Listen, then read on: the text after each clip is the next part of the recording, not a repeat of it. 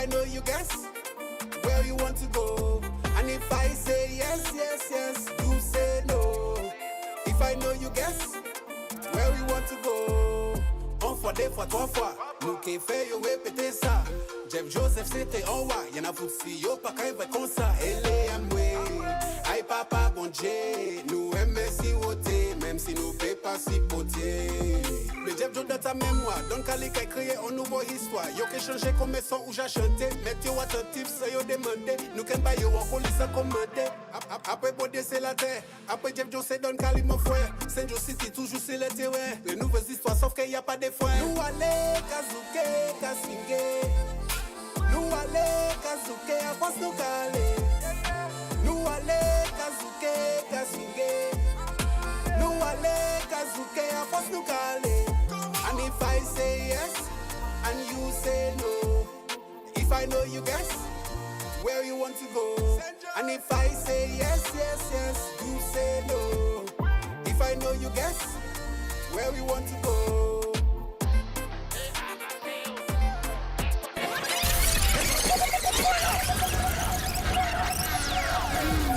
It's always a better choice. My one and only station. DBS Radio.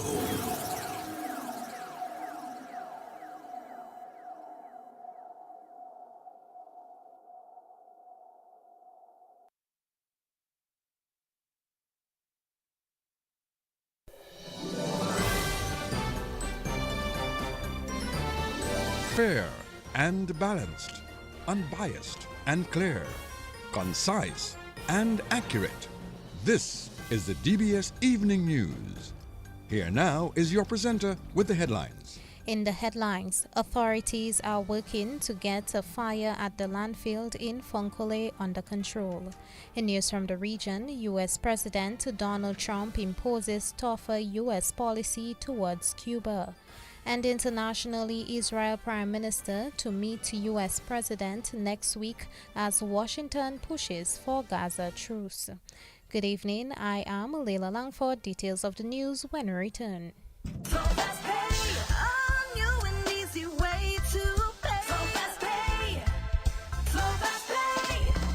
You asked for it and you got it. A quicker way to pay your bills online. It's fast, secure, and easy to use. No registration, no additional fees. Flow is now offering FastPay, an online service that allows you to settle your bills in less than 2 minutes. Need a receipt? FastPay will send it to your email immediately. Use FastPay now for convenience, safety, and efficiency at discoverflow.co/fastpay.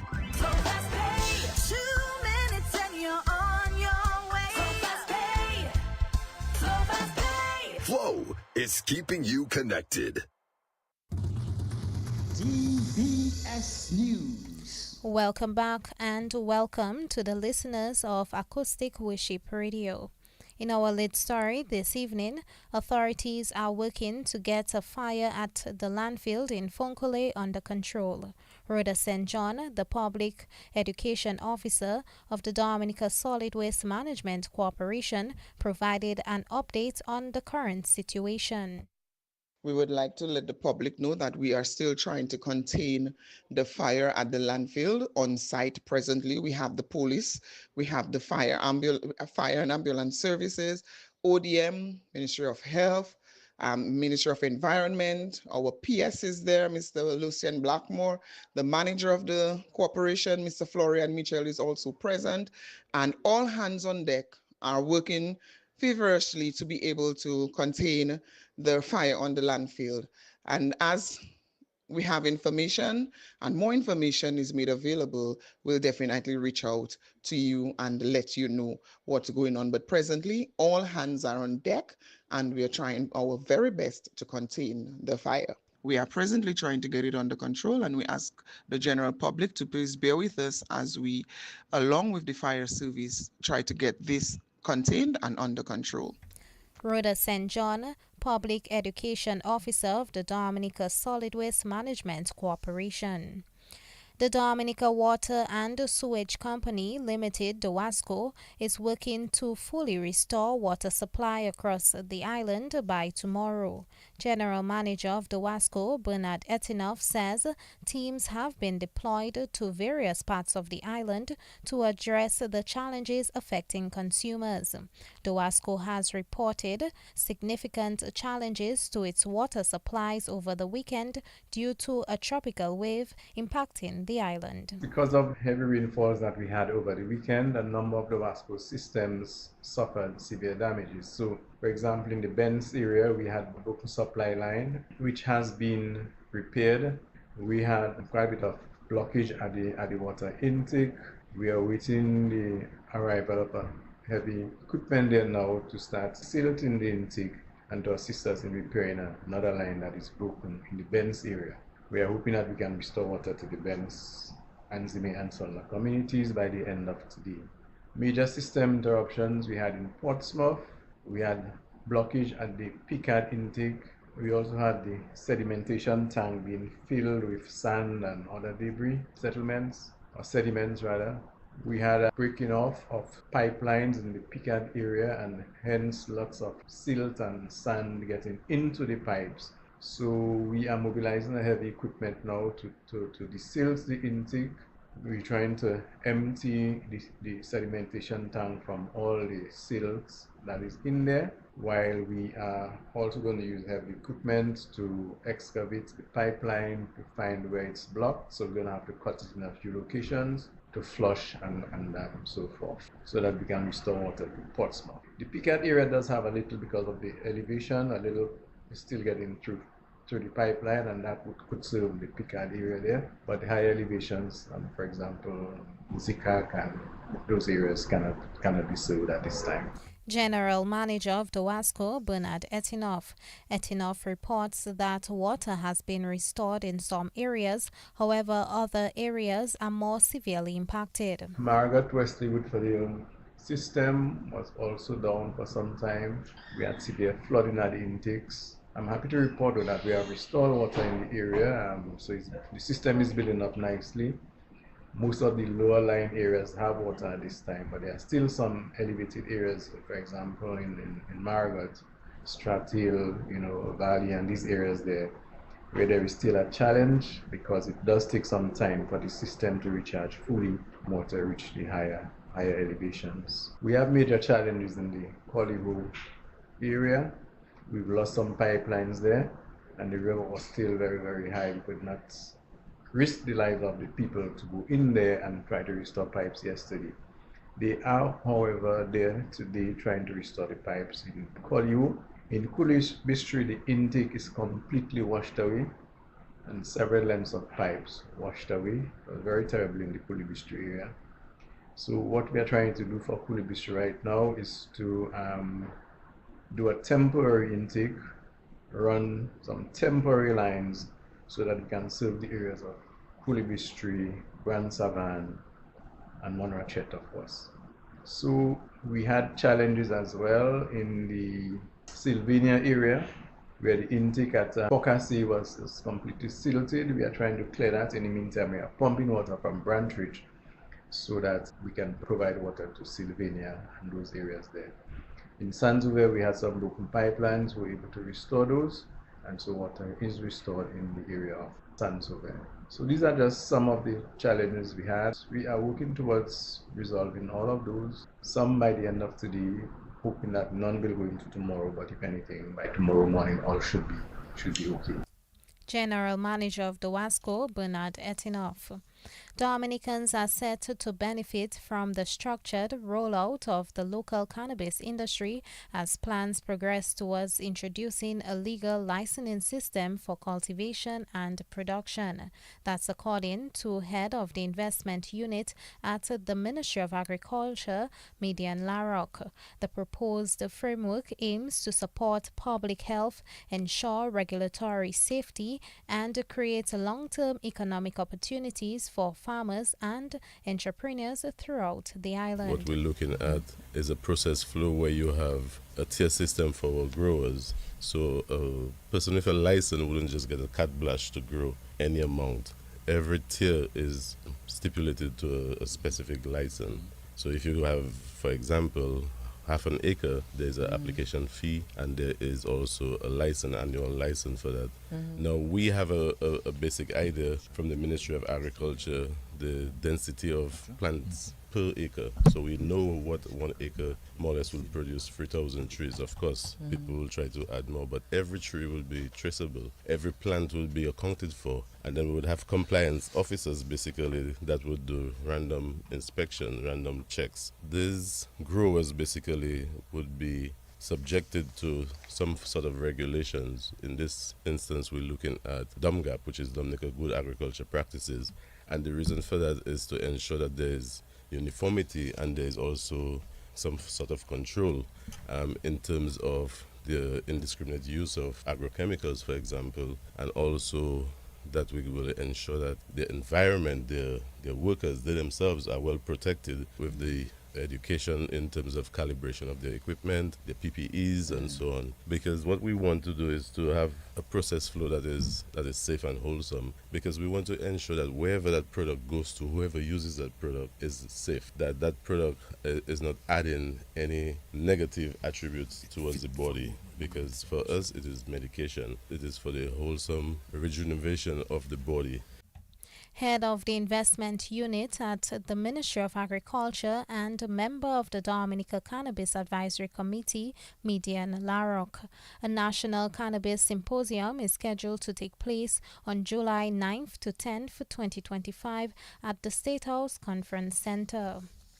In more news this evening, Chairman of the Dominica Air and Seaports Authority, DASPA, Blaise Jones, says the board of directors are committed to providing continuous training for security officers. On Friday, 67 security officers of DASPA graduated from a 2-week screener certificate training program, which was facilitated by Royston Griffin of the Ministry of Foreign Affairs of St. Kitts and Nevis.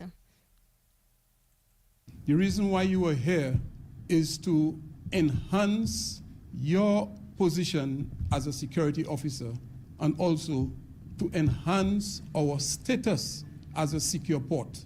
The two has to work hand in hand. You cannot do one and not the other.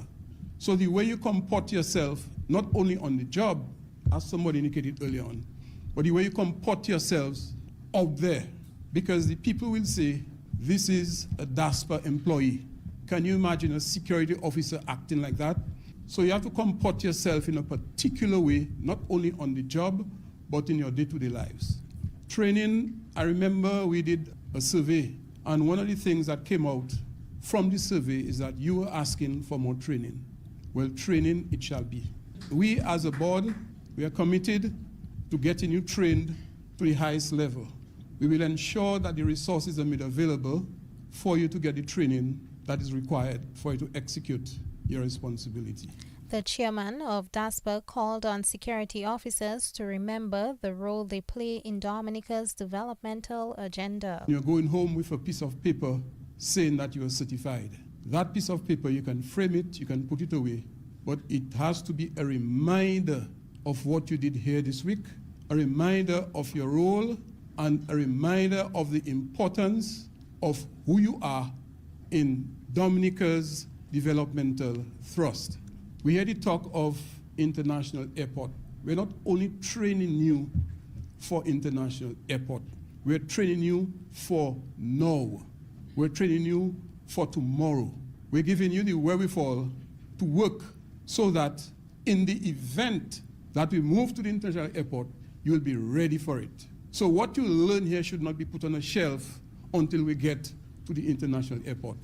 It has to be implemented today, tomorrow. So I implore you, ladies and gentlemen, to work diligently and try to put into practice all that you have learned for the past week. Chairman of the Dominica Air and Seaports Authority, DASPA, Blaise Jones. Prime Minister Roosevelt Skerrit has told representatives of cultural groups that they need to preserve the country's cultural identity. His call came during a pre-budget consultation with cultural groups.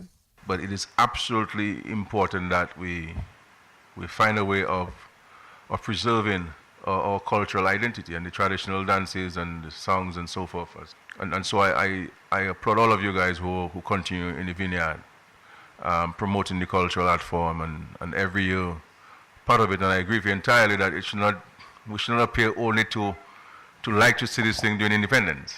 You should be given opportunities to make some money during the year. So I think we need to take note of that, and at government functions or government activities, we try to ensure that we have a cultural group or two, always, but we need to do more of it.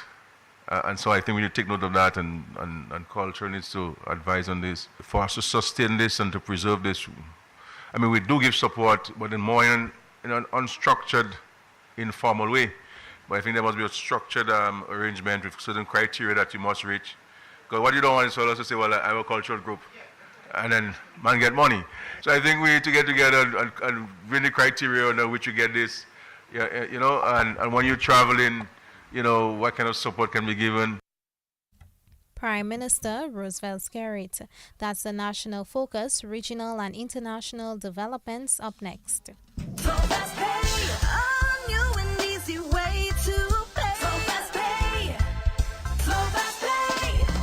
You asked for it and you got it. A quicker way to pay your bills online. It's fast, secure, and easy to use. No registration, no additional fees. Flow is now offering FastPay, an online service that allows you to settle your bills in less than 2 minutes. Need a receipt? FastPay will send it to your email immediately. Use FastPay now for convenience, safety, and efficiency at discoverflow.co/fastpay.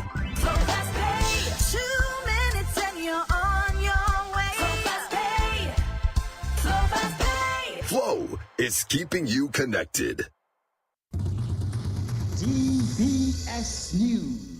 In news from the region, the White House said the U.S. President Donald Trump has signed a memorandum imposing a hard-line U.S. policy towards Cuba and reversing measures put in place by former President Joe Biden. The directive will enforce a statutory ban on U.S. tourism to Cuba while supporting an economic embargo of the country, the White House said in a fact sheet. While Americans cannot visit Cuba for leisure, travel has been allowed for activities including educational or humanitarian trips. And internationally, Israel Prime Minister Benjamin Netanyahu is set to visit Washington next Monday for a high-level meeting with U.S. President Donald Trump. The discussions are expected to focus on negotiating a ceasefire in Gaza and a hostage agreement in order to end the conflict. The announcement comes after recently concluded discussions between Israel Minister for Strategic Affairs Ron Dermer and senior U.S. officials in Washington this week. That's news, the DBS Evening Sports Report. Up next with Gavin Richards. Covering the nation and beyond, DBS Sports Report. Rudolph Thomas Enterprise in Portsmouth, your suppliers of building materials and hardware products. Over 20 years experience in the business. Rudolph Thomas has lumber and plywood, Portland and tile cement, steel rods, galvanized and fence pipe. And Rudolph Thomas can meet all your wire needs. Galvanized roofing sheets, doors, windows, toilet sets, face basins and bidets. PVC piping, fittings and lattice. Check out Rudolph Thomas for ceramic and vinyl floor and wall tiles, nails, nuts and bolts, paint and painting supplies. And check out their line of electrical and hand tools. And Rudolph Thomas is your one-stop shop for hard-to-find items like fiberglass mat and fiberglass resin and welding rods. Go now to Rudolph Thomas on 1240 Bay Street in Portsmouth.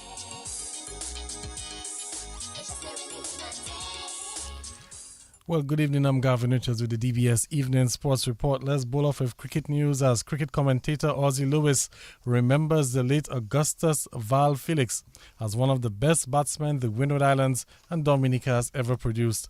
Well, the former Dominica and Windward Islands captain passed away last week.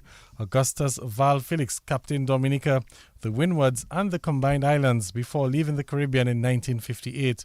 He passed away in Canada last week.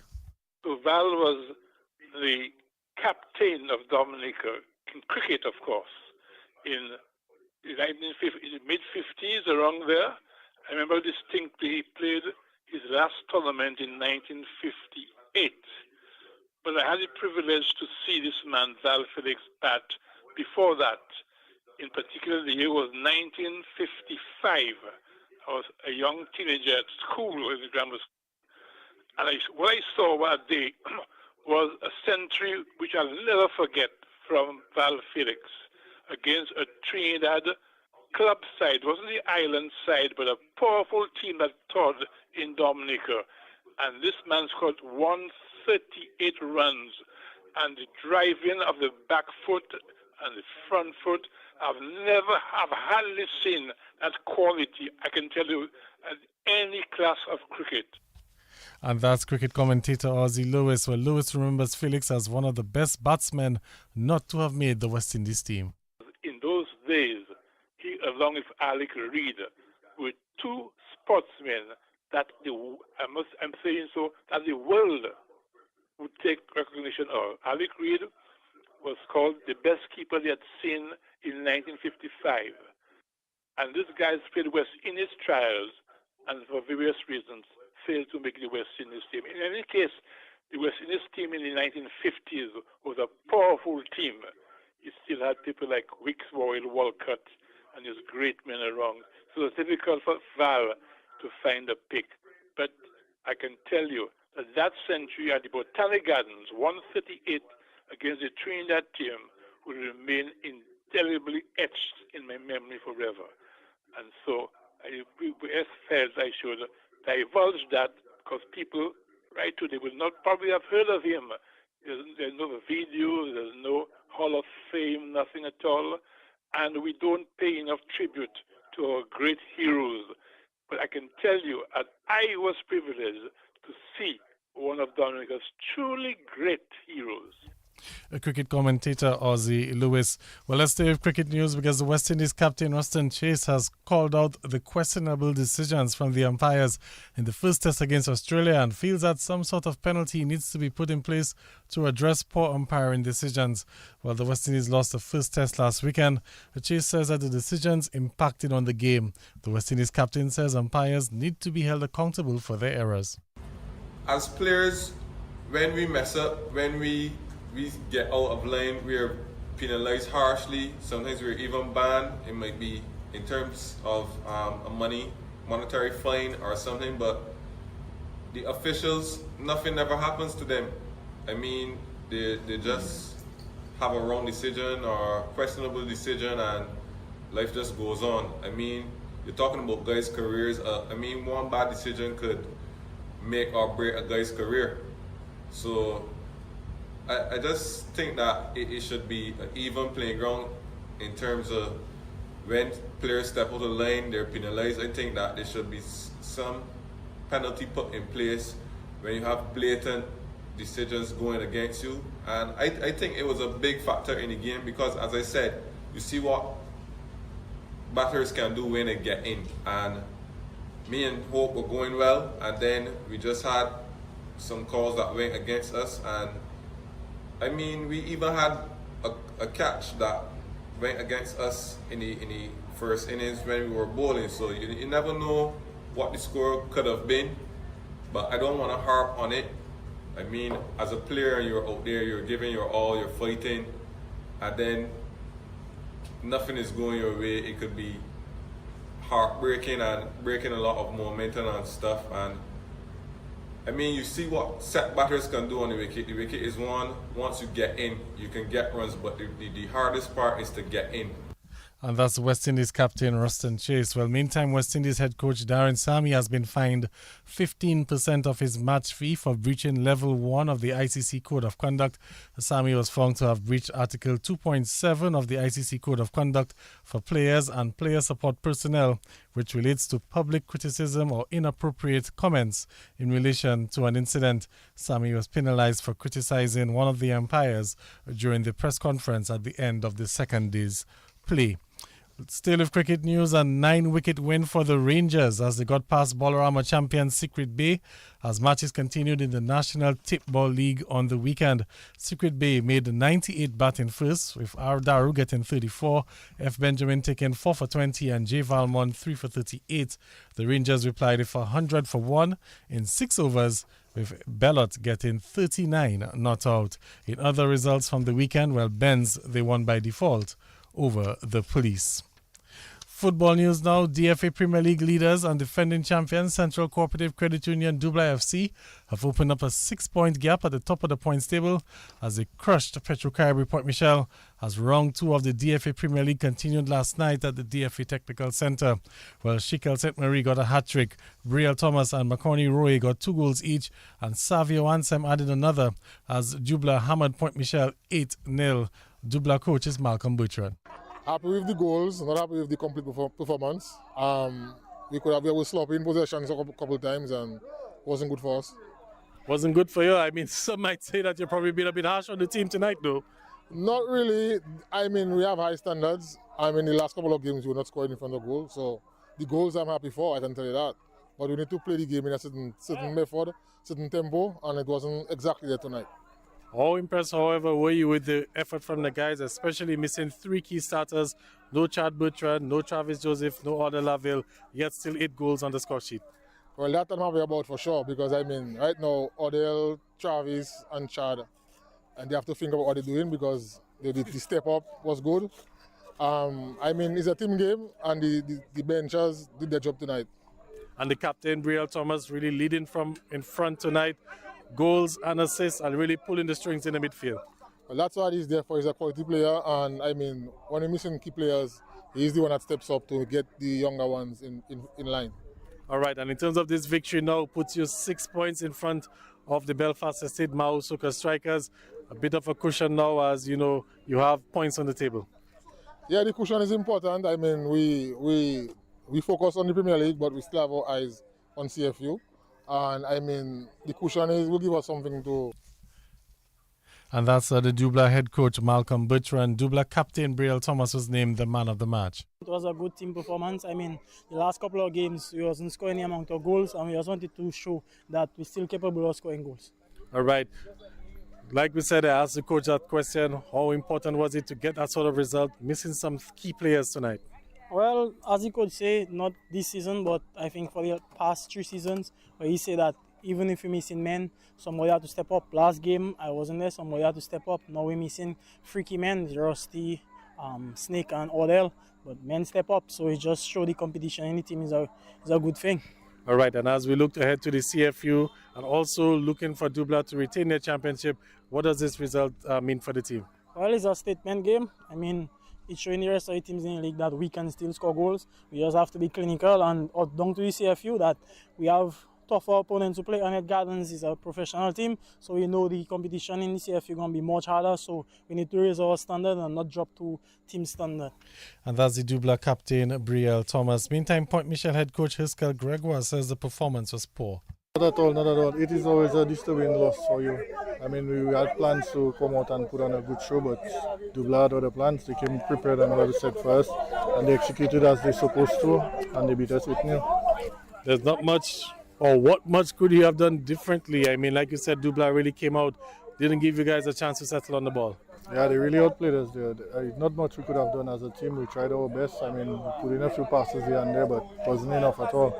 And even our in front of goal too, we were a little poor in our final third as well. How disturbing is this result, though, especially as Point Michel, still not out of the woods in terms of the whole relegation battle? It's very disturbing. I mean, 8-0 can be depressing. That can break all your hopes, all aspirations you have. That can break it down. But we're still gonna keep fighting. We'll be seeing a few key players today, so hopefully next game we'll bounce back better. Can we look forward to any positives? We're hearing news that Dante Warrington might be in the lineup for Point Michel very soon. There's a possibility. We have a few signings coming in, and we have a few deadline day signings as well tomorrow. So hopefully we'll be strengthening as well. Point Michel head coach Herschel Gregoire, while the win moves Dubla to 27 points. They're 8 points clear of the 6 points clear of the Belfast Estate Mao Suka Strikers. The Suka Strikers have a game in hand, and they'll be playing that game in hand tomorrow against Valvoline Way United.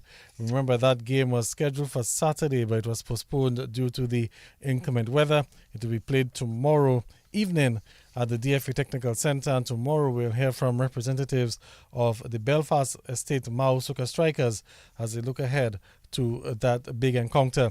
Well, in some more results from the weekend, we saw Sajiko Southeast getting 4 goals in the second half as they beat DSFC 5-1. Darren James added 2 more goals to his tally, giving him 10 goals for the season. Sidney Lockhart, Trey Douglas and Adriel Lawrence also scored for the Southeast team. Nixon Paquette got that lone goal for DSFC.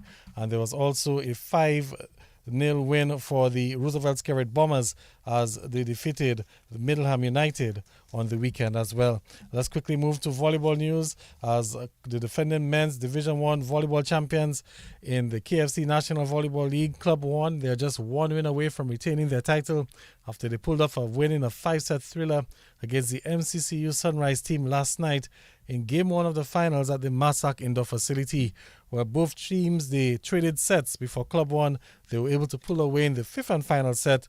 Club 1 took that set 18-16. Here now is the Club 1 captain, Sidney John. Well, Gavin, you know, every time we play against Sunrise, it's a 5-set game. Very exciting. We started up the game a little shaky. We were missing 2 of our usual starters. Our opposite and coach, that's Sean Daly, and our middle, Jameson Julian. So we had to bring in a few younger players, less experienced players, but also we brought in Dean, who is an experienced player. And it showed in the blocking and our defense that we were able to pull off the win. You're down 2-1, and in that 4th set, we saw a different animal from the Club 1 team. Really took the game to the Sunrise team. Just talk me through the 4th set. Well, the one thing that we always stress in training and in games and everything is that what makes a champion is being able to come back when you're down, to be able to fight when you're down. And I think we showed tonight very well that we're able to do that, and we're able to put our foot on the gas when we get a chance. All right, and holding your nerve in the 5th set, 18-16 the final scores. You know, what does it say about your team? And now with 1 more game away from retaining your championship. So again, we were down in the 5th set, I think by either 2 or 3 points. And the message was, again, just to make sure that we can push forward and we can fight. And I think it shows that we have that killer instinct, and we can go forward to game 2 and do the same thing and win the game. And that's the Club 1 captain, Sidney John. In the men's Division 2 finals, Club 1, they also took a 1-0 lead in that series with the R&D Academy. Club 1 took game 1 3-1, winning 25-17, 25-18, 23-25, and 25-18. And the women's finals, well, it's set, and we will see Sunrise taking on the defending champions Acers in the women's finals. That's because Sunrise, they were able to defeat Club 1 in the women's semi-finals on the weekend. They took that match in straight sets, beating Club 1 26-24, 25-13, and 25-20. So it will be Acers versus Sunrise in the women's final, which will get underway very soon. Well, that's going to be a look at sports for this evening. Of course, on behalf of Leila Langford, who presented the news, DJ Halo Boy, our links person, Gavin Richards saying good evening and thanks for listening. Rudolph Thomas Enterprise in Portsmouth, your suppliers of building materials and hardware products. Over 20 years experience in the business. Rudolph Thomas has lumber and plywood, Portland and tile